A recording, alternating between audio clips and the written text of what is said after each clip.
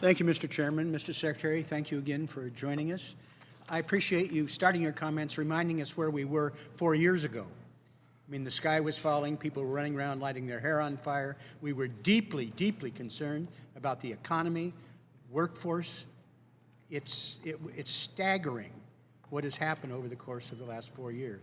And I appreciate you providing that context, because sometimes people forget how bad it was, the situation you inherited. I appreciate the partnership with the department. I'm excited in my state working to implement a waiver for Medicaid to demonstrate the power of food as medicine and innovation. And so far it's been kind of encouraging on the ground, and I hope we can continue. But you know where I'm going, I think, on my next question, because one area that I could not be more disappointed is what this administration has failed to do dealing with issues relating to cannabis. The president has made some minor adjustments. There have been a few people who have been pardoned.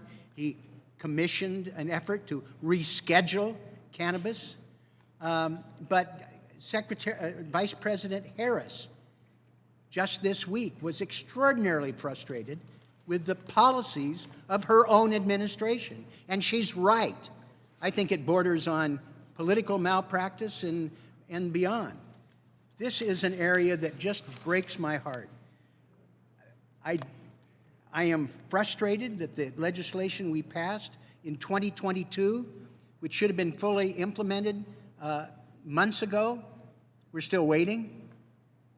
Mr. Secretary, this is an area that is profoundly affecting millions of people in the United States. We are denying opportunities for research that almost everybody agrees could be transformative.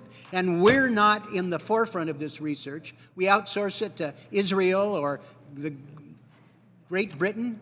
There's no excuse for our not being in the forefront for something that is now legal for 97% of the American public. And where people have a chance to vote, they vote to change the policies. I am hopeful that we can see some action following through on the legislation I've passed, but more importantly, on the things that the American people want.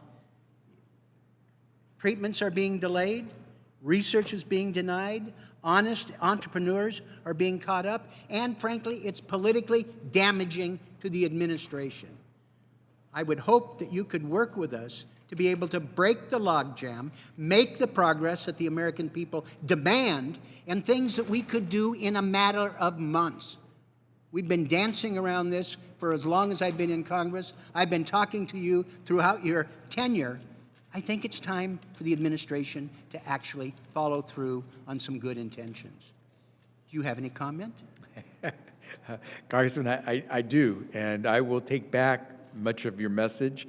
I do want to make sure I recognize that the work that HHS has done was pretty far-reaching and quite some time ago.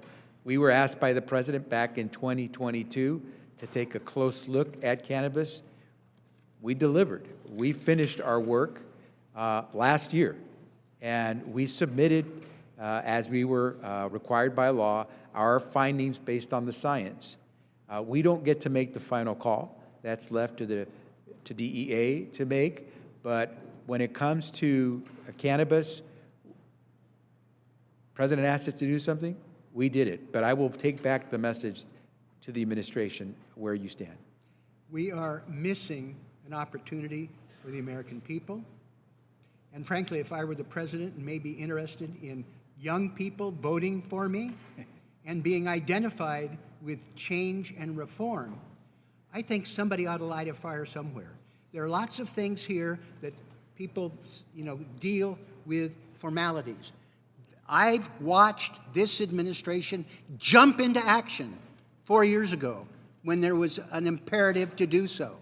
There's no excuse to continue dragging our feet on these formalities. The evidence is clear. The public wants it.